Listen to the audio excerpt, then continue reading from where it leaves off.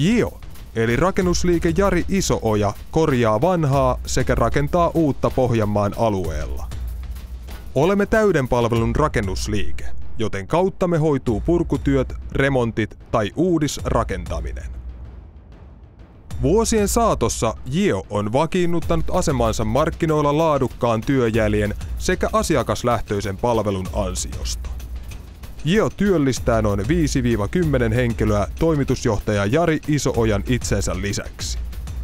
Jari Isoojalla onkin yli 30 vuoden kokemus rakennusalalta, joten projekteja on takana useita satoja.